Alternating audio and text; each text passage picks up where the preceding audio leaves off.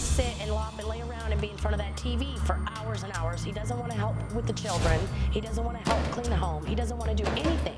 It's like he's turned into a couch potato. And then when you try to talk to him, he sounds like you're talking to Eeyore. What? You know? Jennifer and Jayson married the first time in June of 2004, but by December of that same year, Jennifer divorced him. 2 months later, finding it impossible to live without each other, they walked down the aisle for a second time. But now, only a few years later, Jennifer says she wishes she had never taken him back. I have nobody to watch my children. Can he watch the kids? No, because I'll have to go to work and I'll have to come home and clean and I'll have to cook, take care of the children by myself because none of that will be done. My house will be trashed. I can't even walk through the house without her snarling at me. I gotta sleep on the couch all the time. Mrs. Fleming, is that accurate? Yes, Your Honor, it is. You really just don't like him, do you? Not anymore. Jennifer says there will be no third time for her. He's got false teeth, okay? He never wears them. Never. In your courtroom today, that's it. Today on Divorce Court. Come to order. Court is now in session. The Honorable Judge Lynn Toller presiding. Good day, ladies and gentlemen. I'm here today with Jennifer Fleming and Jayson Fleming Jr. The two of you have been married twice for a total of 8 years. You got married, got rid of each other, got married again, and once again, you are seeking to divorce.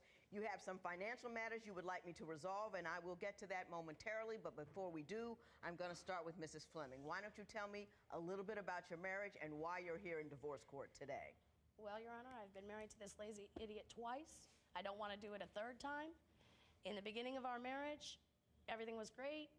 He was, with his job, he had to go to his family member's home, and when he was doing that, an ex-girlfriend was coming over, and it was just getting to be out of hand and too much.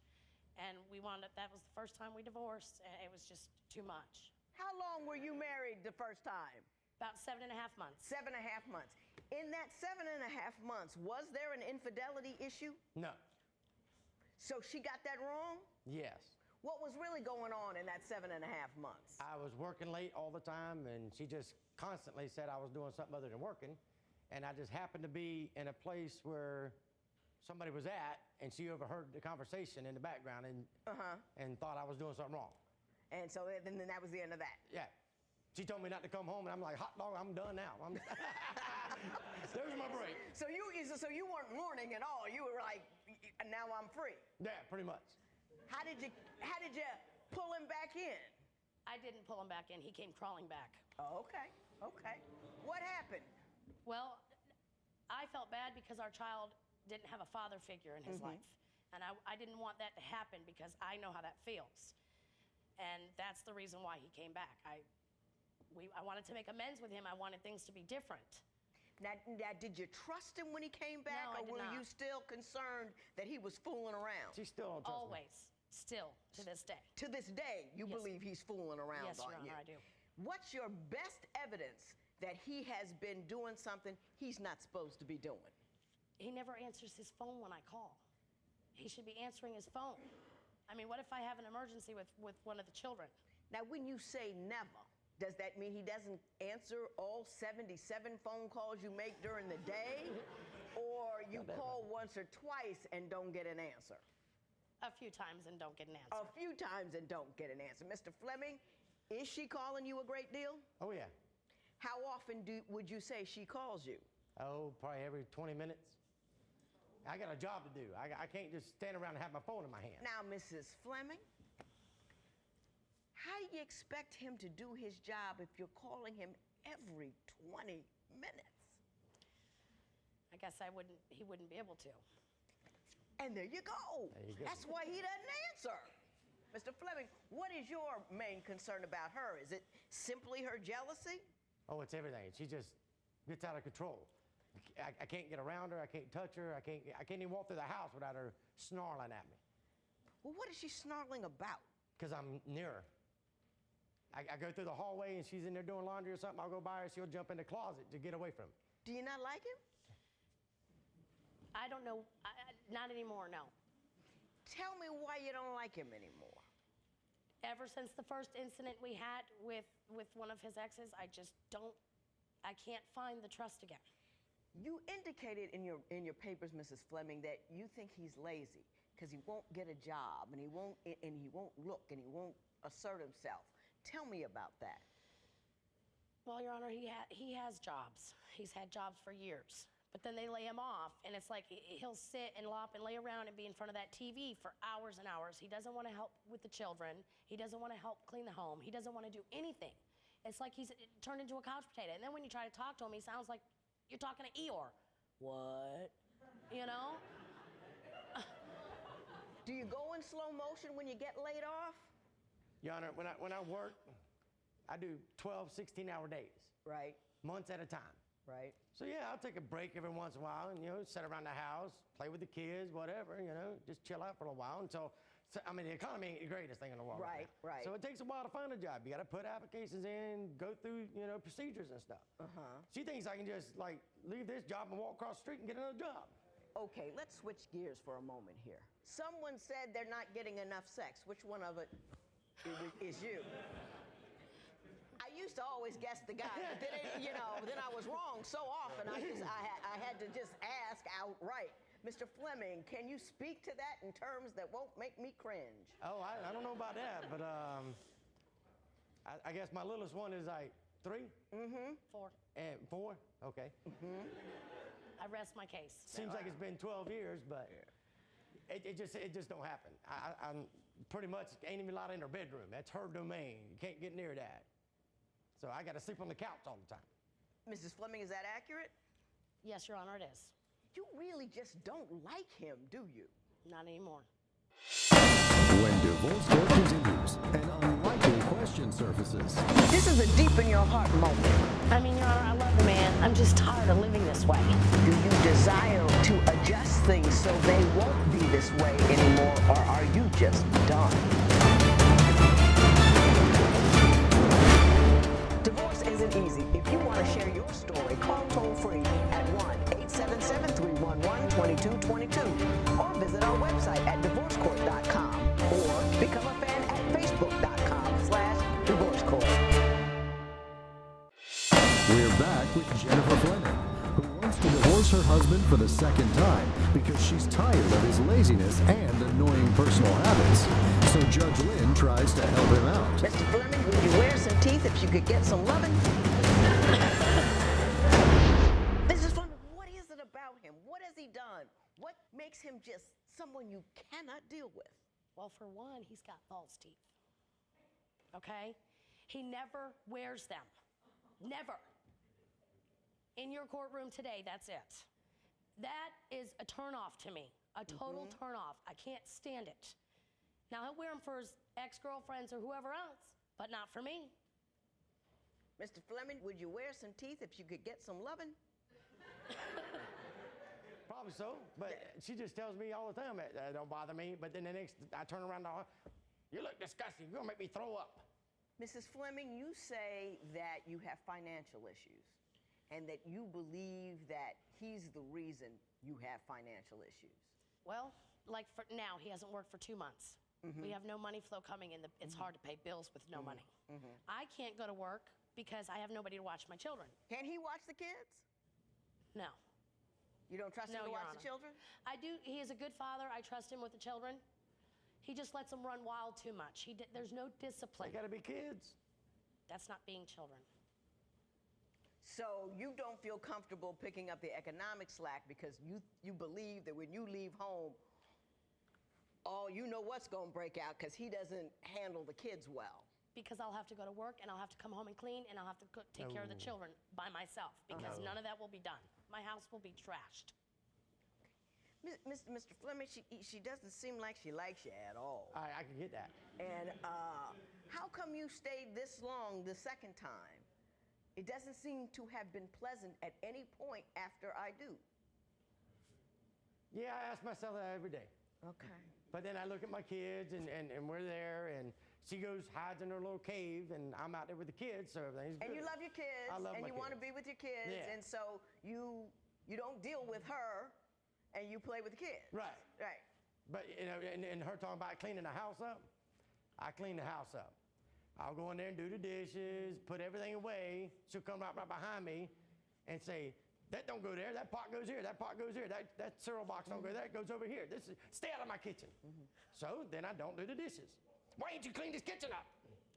So it's a no-win situation. So I just go with the flow. Mrs. Fleming, now I want you to take a moment. Just take a moment. Are you setting him up for failure? Your Honor, we could be riding down the road. Well, I was talking to her, so this is a deep in your heart moment. I mean, Your Honor, I love the man. I don't, I'm just tired of living this way. I'm tired of things being this way. Do you believe that you have any role to play in the fact that it is this way? Yes, I do.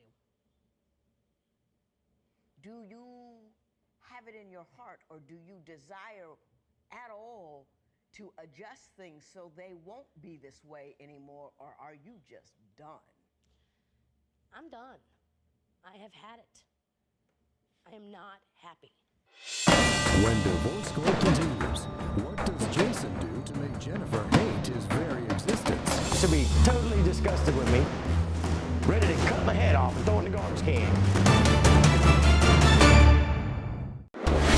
Do you think Jennifer has good reasons not to like her husband? Call 1-800-282-1991 to vote now and see if America agrees with your opinion. You'll also receive some valuable offers. Call now. If you would like your case heard on divorce court, call us toll-free at 1-877-311-2222 or log on to our website at divorcecourt.com and follow us on Twitter at divorcecourt. Divorce Court returns with the case of Jayson Fleming, who says he has stayed in the marriage all this time for his children's sake. But does he act like a child himself? He's not my child. He's too big to be my child. Kids love it. She'll tell me to get out. Go, get out. Okay, you don't gotta tell me twice. I'll start packing my. What are you gonna do? Leave me here with all the bills and the kids? What are you doing? Well, you told me to leave. Wait, you better pay these bills up first. And we'll get in the car to go somewhere. She'll be totally disgusted with me, ready to cut my head off and throw it in the garbage can. I'll be going down the road and I'll look over at the car next to us and there'll be a decent-looking girl over there. And I ain't looking at the girl, I'm looking at the car. You know, because I don't need to look at nobody else. I'm married. So I look over there and, what is she looking at? Is she looking at you? She'll roll the window down. You better not look at my husband.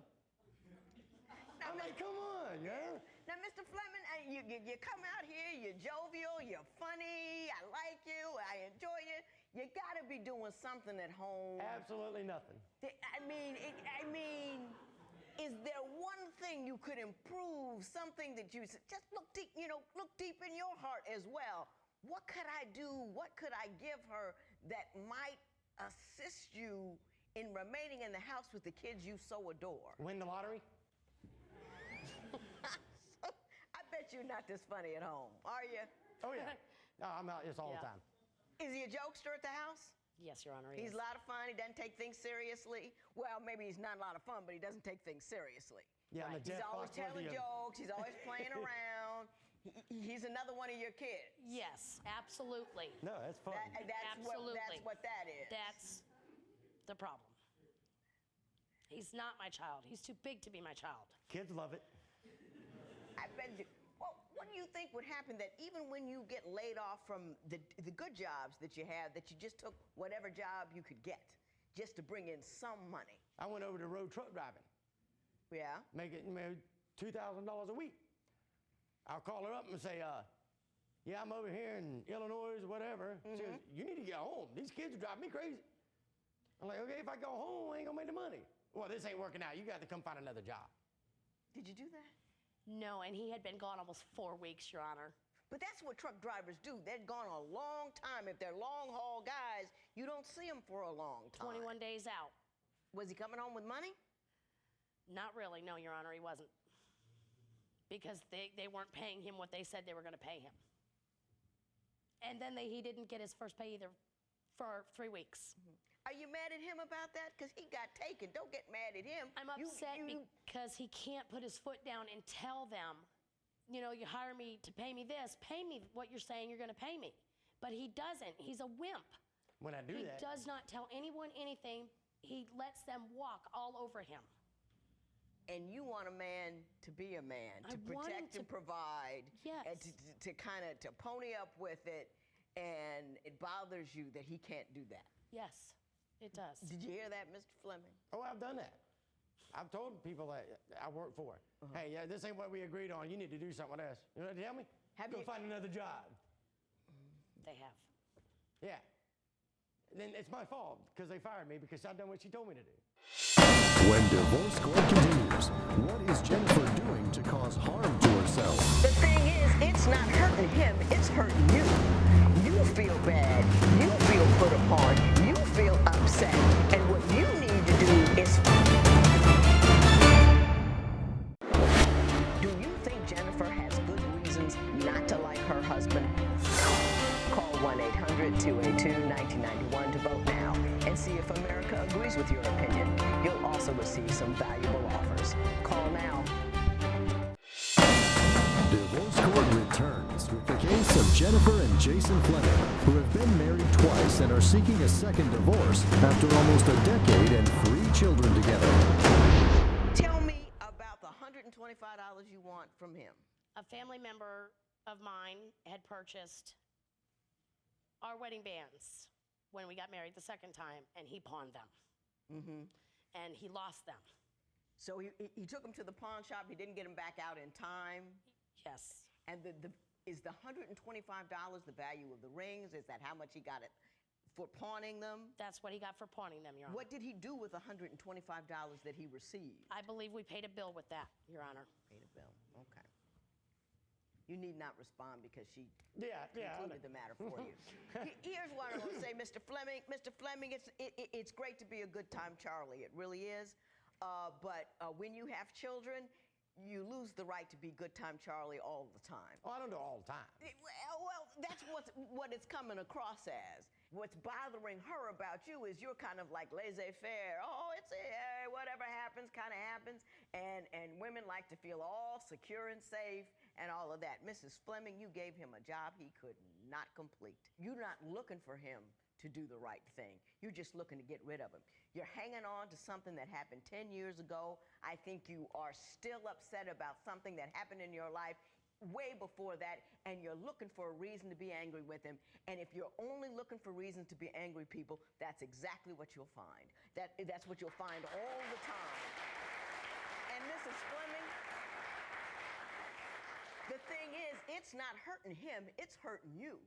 You feel bad, you feel put upon, you feel upset. And what you need to do is find a way to find your own sense of self, security, and importance.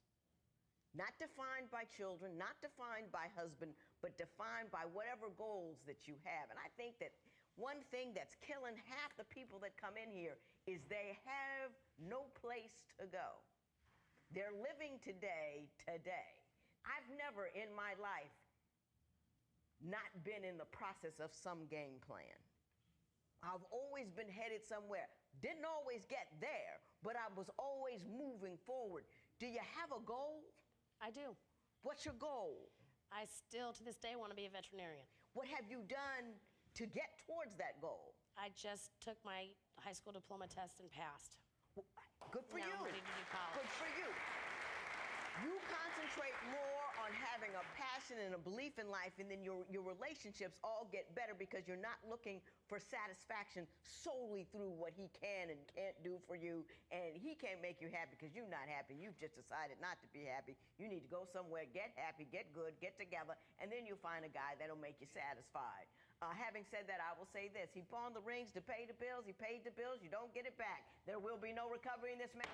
Good luck to both of them. All rise. Parties may leave the courtroom. You know, I realize that a lot of people in my courtroom have problems not because they made the wrong decision, but they failed to make any decision at all.